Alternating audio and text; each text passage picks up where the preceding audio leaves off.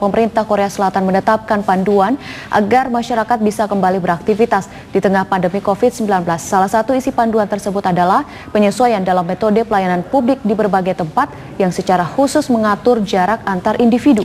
KBRI Seoul berupaya mengakomodir kebutuhan pelayanan publik di tengah a new normal dengan pelayanan kekonsuleran, keimigrasian, konsultasi ketenagakerjaan, dan kesehatan untuk mengakomodir kebutuhan WNI dengan tetap mematuhi kebijakan setempat.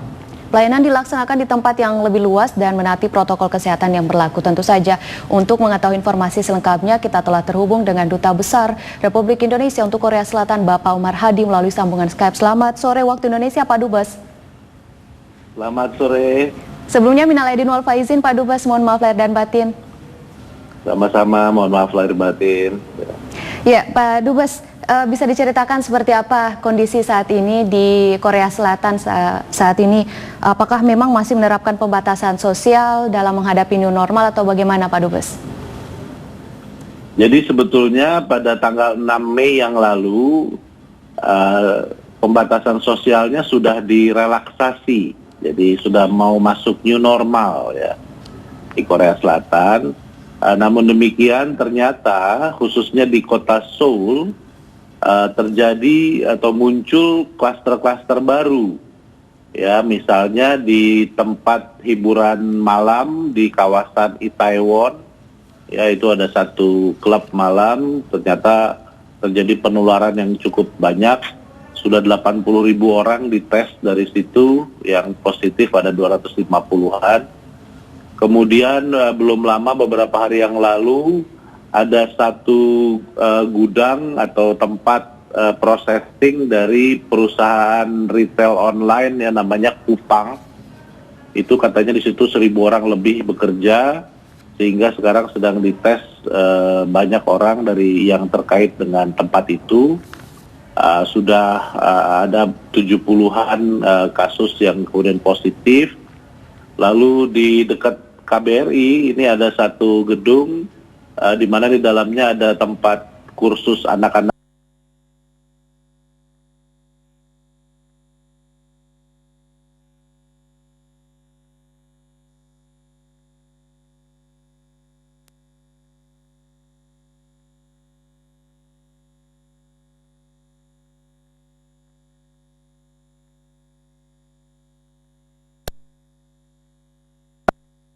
Paling tinggal 5, tinggal 20 paling banyak, sempat tidak ada kasus baru.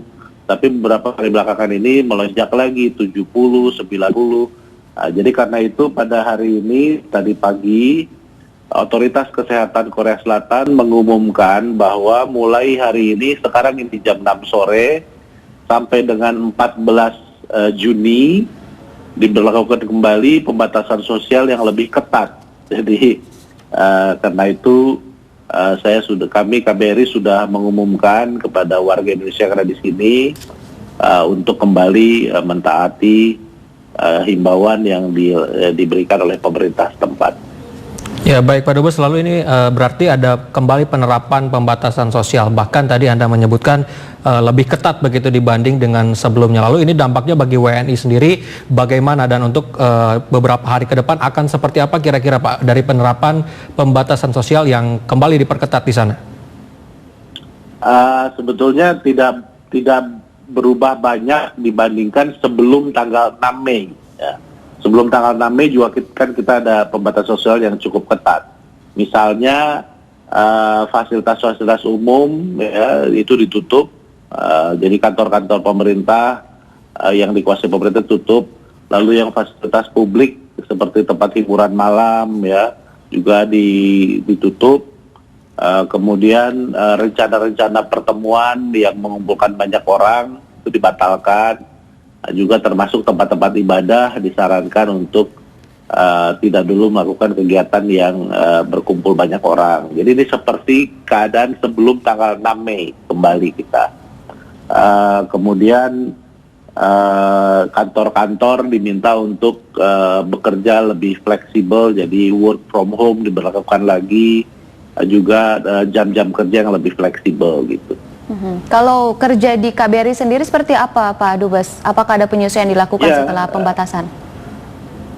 Kami punya namanya pedoman kerja dan pelayanan sementara yang sebelum tanggal 6 Mei sudah kami berlakukan.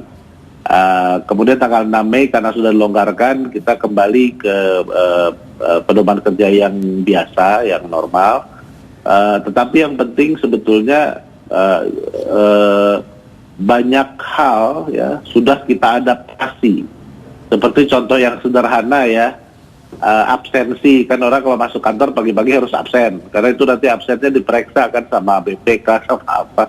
Nah jadi kita sudah bikin sistem, bikin sendiri, absensinya bisa dilakukan online. Jadi ketika seperti mulai hari ini ke depan sampai tanggal 14 Juni ada yang harus bekerja dari rumah, itu absensinya tidak perlu lagi datang ke kantor untuk tempelin jempolnya kan, tapi cukup secara online gitu. Lalu kita juga sudah bikin misalnya kita sudah menunjuk satu manajer kesehatan ya, ada 2 orang sekarang, mereka yang bertugas setiap hari ngecek kesehatan semua staf di sini.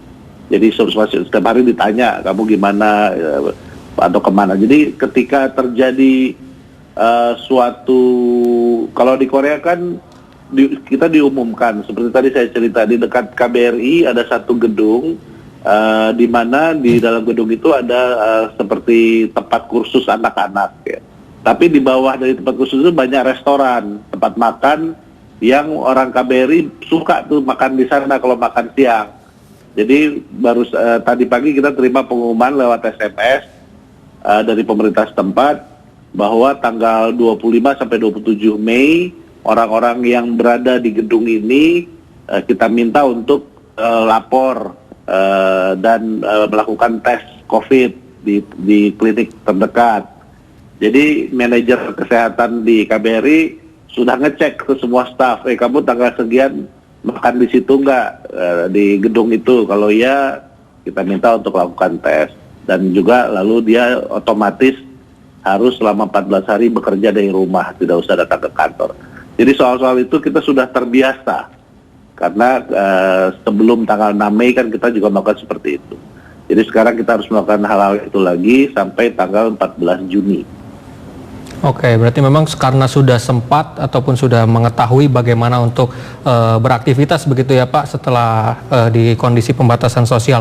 Lalu ini kan masih dalam momentum memang Hari Raya Idul Fitri kemarin beberapa hari yang lalu. Apakah aktivitas di sana juga cukup banyak begitu Pak bagi WNI maupun masyarakat yang berada di Korea Selatan?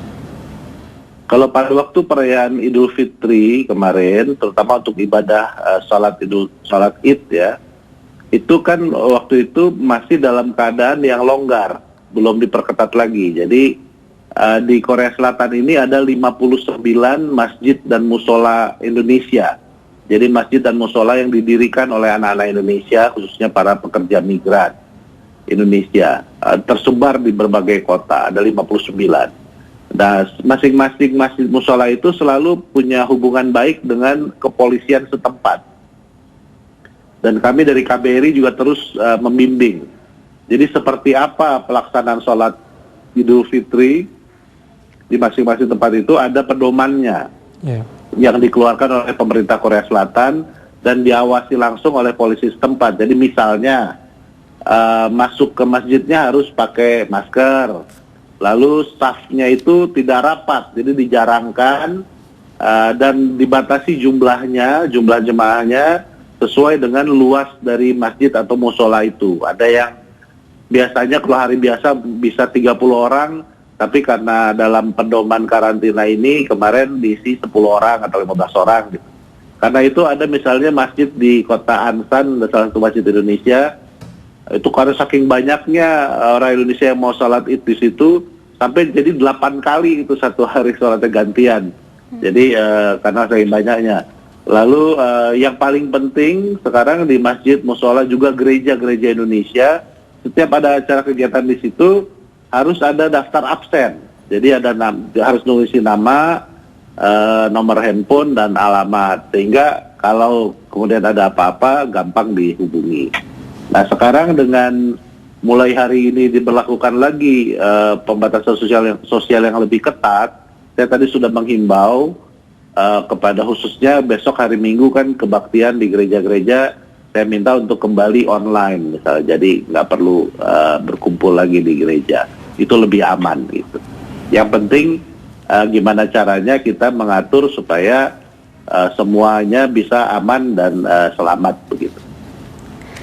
Baik Pak Umar Hadi, Duta Besar Indonesia untuk Korea Selatan, terima kasih banyak atas waktunya bergabung bersama kami di TVRI Nasional untuk menceritakan seperti apa situasi terkini di Korea Selatan, tepatnya juga terkait dengan pelonggaran PSBB atau pembatasan sosial yang saat ini dianggap mungkin gagal sehingga pembatasan sosial kembali diberlakukan. Terima kasih sekali lagi Pak Dubes atas waktunya. Semoga senantiasa sehat. Sebetulnya nggak bisa dibilang gagal. Tidak bisa dibilang gagal. Baik. Oke, baik. Mungkin ada beberapa yang kembali harus dipatuhi ya oleh masyarakat yang berada di Korea Selatan. Pak Dubes, terima kasih. Begini, satu poin lagi penting saya kira. Ya. Yang penting kan masyarakat terbiasa. Jadi buka tutup itu akan menjadi biasa. Kalau di Korea ini bahkan pada masa-masa sebelumnya biasa buka tutup. Jadi bisa satu kantor ya bisa ditutup, bisa dibuka. Yang penting kan kesadaran masyarakat dan kesiapan aparat kesehatannya. Jadi kalau buat orang di Korea sekarang, bahwa sekarang diperketat lagi hanya di kota Seoul, bukan di seluruh Korea ya, hanya di kota Seoul. Diperketat lagi ya kita biasa aja, jadi kita tetap bekerja, tetapi lebih ketat dari biasa hari-hari biasa. Jadi itu aja kuncinya di tanggung jawab dan kesadaran masyarakat dengan kesiapsiagaan aparatur kesehatannya. Tapi tentu ini diharapkan bisa menjadi pelajaran yang berharga bagi masyarakat Indonesia, Pak Dubes. Ya, betul. Baik, terima kasih banyak Pak Dubes atas waktunya. Terima kasih.